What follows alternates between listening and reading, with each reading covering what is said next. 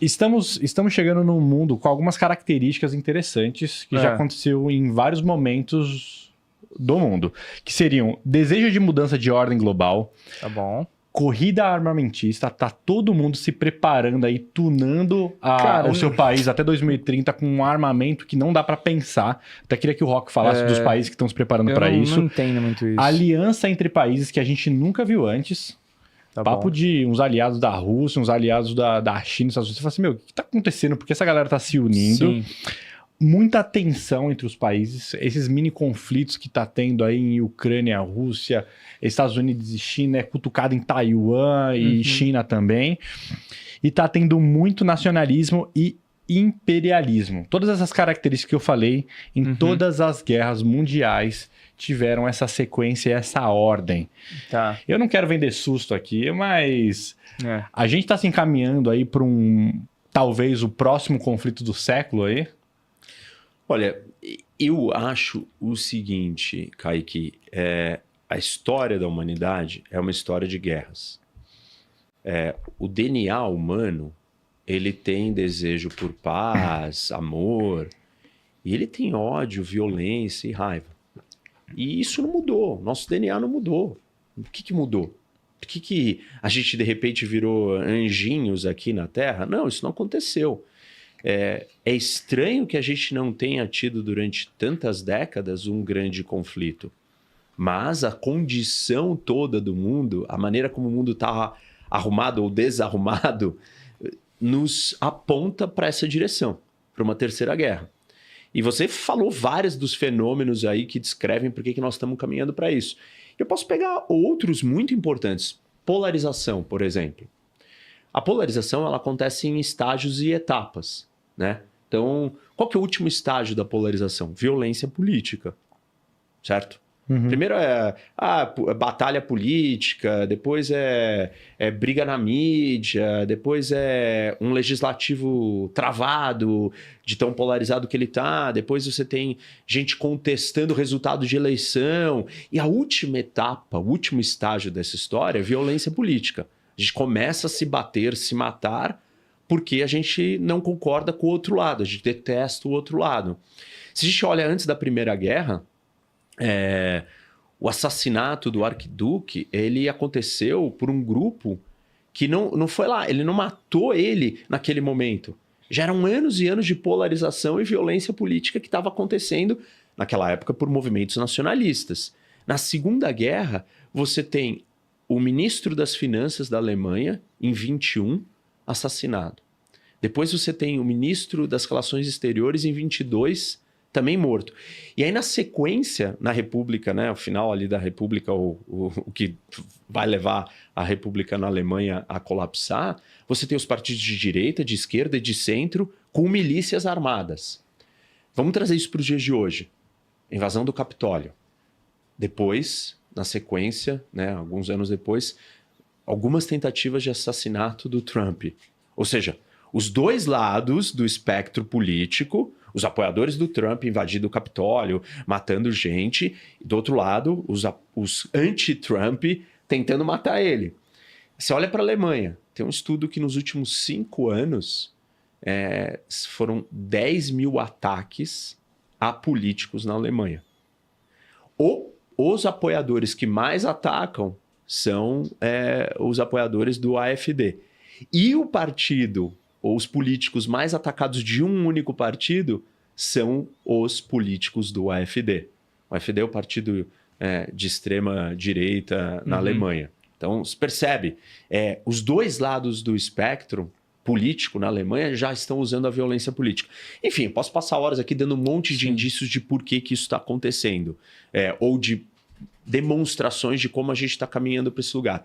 O fato é que as pessoas não estão acostumadas, porque, sei lá, a geração de vocês, a gente não viu guerra, entendeu?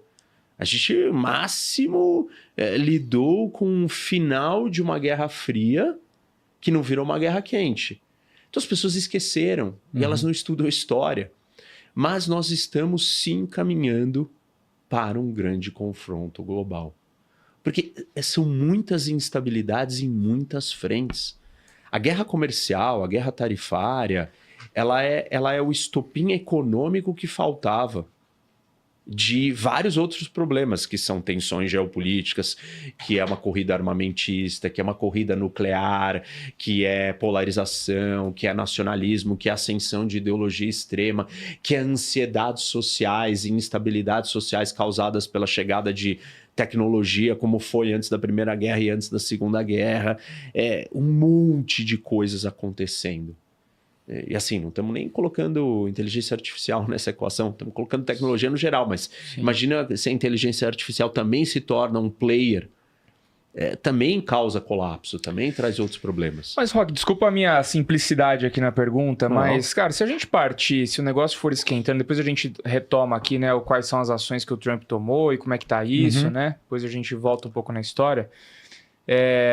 Mas se a gente for partir para isso, cara, para uma guerra, para um conflito, para uma possível terceira guerra mundial, isso não é ruim para todo mundo, cara?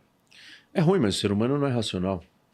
Tipo, você está partindo de uma premissa racional dizendo que é ruim. O que é uma tomada de decisão racional? É você calcular custo e benefício, certo?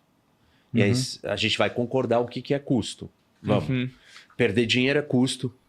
Perder a saúde é custo, perder a vida é custo.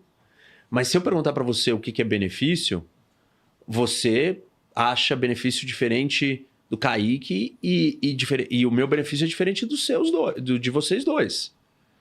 Ou seja, cada pessoa tem uma percepção de benefício. Então, não é óbvio que você vira e fala assim, pô, mas o Trump vai fazer tudo isso para salvar a indústria? Para ele salvar a indústria é um benefício que vale a pena. E a China vai dobrar a aposta. Olha, para ela não colapsar economicamente, ela acha que vale a pena. Então, existem maneiras de enxergar essa situação onde racionalmente faz sentido eu lutar pelo que eu quero, pelo meu benefício, mesmo se isso leve a uma terceira guerra mundial e a destruição total. Você não deixa de fazer isso porque vai dar um problema gigante. Pensa na sua vida pessoal. Às vezes você tem que lidar com uma operadora ou com um banco. E, cara, é um tormento. E você vai perder tempo e vai te encher o saco. E você vai talvez ter que gastar dinheiro com advogado. Você deixa de fazer isso porque vai te custar outras coisas? Não, você faz. O que eu estou dizendo é que os países também estão olhando para isso não só de uma forma não racional.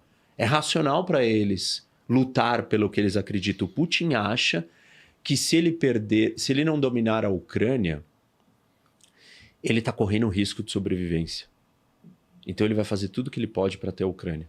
E a Ucrânia não quer ser dominada, destruída e conquistada pela Rússia, e ela vai lutar.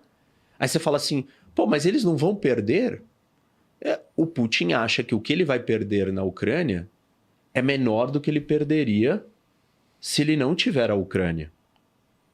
E a Ucrânia acha que é melhor ela lutar do que ela ser escravizada. Racionalmente ele chegou a essa conclusão. E a Europa olha e fala assim, mas o Putin não vai parar na Ucrânia. E se realmente ele for bem sucedido na Ucrânia, por que ele vai parar? Vai falar, deu certo. Ah, ele perdeu? Perdeu soldados, perdeu dinheiro, perdeu um monte de coisa. Mas a conta que ele faz é, eu ainda ganhei muito mais. Então é melhor eu partir para a Finlândia agora. E a Finlândia? Aí ela fala, olha, isso tá complicado, eu vou lutar. Eu não vou ser escravizada pela Rússia, pelo Putin. E aí nessa história toda, o que está acontecendo, e a Polônia? A Polônia fala, eu vou construir uma bomba atômica. Aí se a Polônia constrói uma bomba atômica, a Alemanha precisa construir uma bomba atômica. E o Japão também, a Coreia do Sul também. Você percebe? Então, cada um está agindo de acordo com o seu ganho. Não é muito óbvio, todo mundo vai perder. Quando você toma as suas ações no dia a dia, você não está preocupado, pô, mas eu estou fazendo isso, quem é que está perdendo em algum canto do mundo com a minha ação? E pode ter certeza que alguém está perdendo. Mas isso não te impede de fazer o que você tem que fazer. Porque você fala assim, desculpa, eu não consigo lidar com todos os problemas do mundo, eu tenho que pensar em mim. E as pessoas agem assim. Então, não é estranho os países agirem assim. Sim. Você tem um problema de coordenação, um problema de, tipo, o que é bom para você não é bom para mim. Você tem divergência, ninguém pensa igual. Uhum. O que é ganho para você não é ganho para mim. O que pode ser perda, a gente pode concordar nas perdas, mas vai ter grau de perda. Pode ser que você seja muito intolerante a perder dinheiro. E pode ser que eu seja, tipo, sei lá, mais intolerante a perder alguma outra coisa. É que eu penso Entendeu? assim, pô, hoje a gente não tá na época mais da Segunda Guerra, né? Tipo assim, ou da Primeira Guerra. Hoje, beleza, vamos supor, pô, Estados Unidos e China entram em guerra. Pô, eles vão ficar num conflito lá. Pô, aí na hora que um deles estiver perdendo, sei lá, pô, vai ter alguma coisa nuclear, entendeu? E aí, porra, aí acabou. Cara, mas é tipo Fim. assim, pelo que eu tava vendo aqui, tá todo mundo se preparando absurdamente. Os Estados Unidos, Então, eles querem ter mas- 1000 ogivas nucleares até 2030. Então, mas aí, A União Europeia Estados Unidos vai não, a investir... China. A União Europeia vai investir 800 bilhões de euros. Então, mas o Em ponto armamento. é que você está partindo do pressuposto Que vai ter um botãozinho explodir tudo? que a guerra tem que virar nuclear. Ah. Isso não é uma necessidade.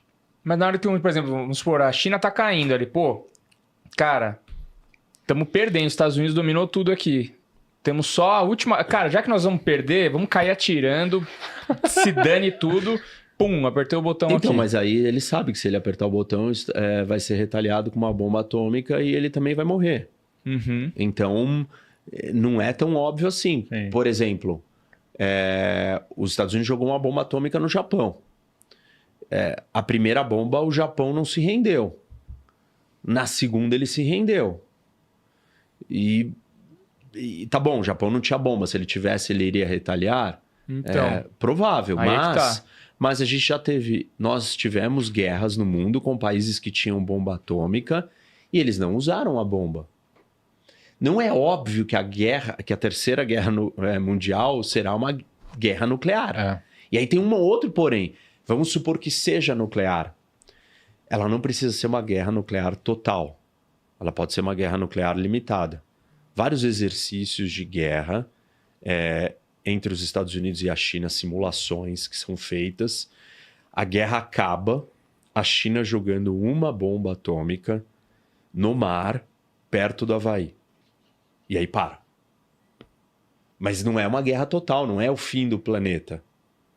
Óbvio que o grande perigo dessa história é isso que você está falando. fim do planeta. Tanto que, quando perguntaram para o Einstein como é que seria a travada a Terceira Guerra Mundial, a resposta dele foi: eu não sei como será a Terceira Guerra Mundial, só sei que a quarta será feita com paus e pedras. Sim. Porque a terceira vai colocar a gente Destruir de volta tudo. para a Vai idade da resetar. pedra.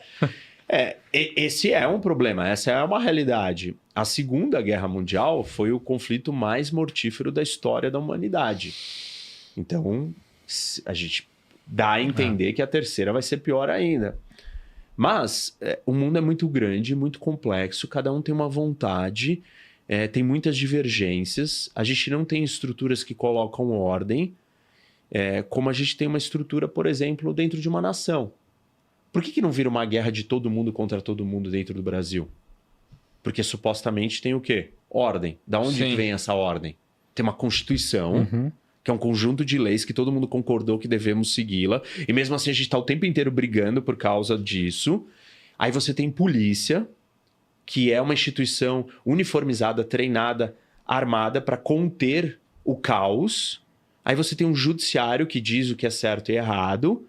E aí você tem um grupo que decide as leis, que escrevem as leis, que é o legislativo, escolhido pelas pessoas. Você tem toda uma estrutura para coordenar para que não tenha violência. Mesmo assim, o Brasil é um país violento? Ah, é um país violento. Então, quer dizer que Totalmente. todos esses mecanismos de conter a violência ainda assim são mega inefetivos no Brasil, né? Sim. Não funcionam direito.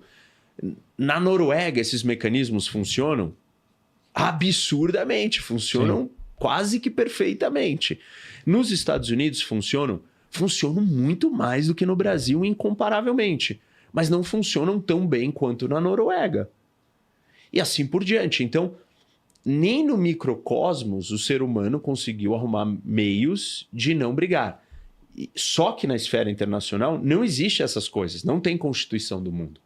Não tem governo do mundo, não tem legislativo do mundo, não tem judiciário do mundo, não tem polícia do mundo. É a lei da selva. Na lei da selva, as chances de você ter guerra, de você ter briga, conflito, violência, são muito maiores. Porque é salve-se quem puder. Como é que você vai se proteger? Você vai precisar ter arma. Você vai começar a se armar até os dentes. Quando você começa a se armar até os dentes, o que eu faço? Vai se armar. Eu preciso me armar, porque não tem polícia para ligar. Eles estão armados aqui. Tá estranho, eles estão cercando minha casa. Não, eu tenho que estar armado. Aí eu vou me juntar com uma outra galera para me armar e falar assim, vamos se juntar, porque eles estão em 2 ali. Aí eu junto com mais 3. Aí você fala, pô, sou em 4, sou em 2 só, os caras estão em 4. Vamos trazer mais gente pro meu lado. Aí começa a formar as alianças. Toda guerra mundial não começa como um conflito global. Hoje, começa como um conflito regional. Quais alianças já tem hoje? A gente tem o eixo das ditaduras, que eu chamo eles de eixo das ditaduras, que são Rússia, China, Coreia do Norte e Irã. Olha que gostoso. Esses 4 países estão trabalhando em conjunto. Do outro lado, supostamente, você tem que ter a OTAN, as democracias unidas e aliadas. Mas a maneira como o Trump conduz a relação com seus aliados está estremecendo essas alianças. Então, o eixo das ditaduras olha e fala assim, eles estão ficando mais fracos, olha que interessante. Isso é uma oportunidade para eu agir. Entendeu? Quando você fica mais fraco, é um incentivo para o outro tirar vantagem. Se a gente comparar o eixo das ditaduras de hoje com o eixo da Segunda Guerra, o eixo na Segunda Guerra eram 3 países. Itália, Alemanha e Japão. Esses 3 países iniciaram 3 conflitos regionais que não tinham nada a ver um com o outro.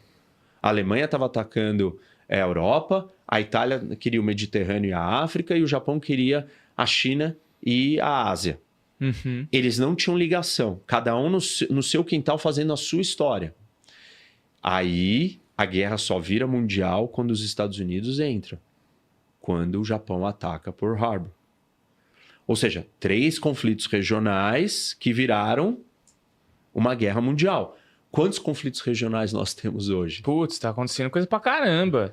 Deu dos grandes. 2. A Rússia na Ucrânia, a Rússia na Europa, o Irã no Oriente Médio, e o terceiro é qual? China e Taiwan. A China querendo Taiwan.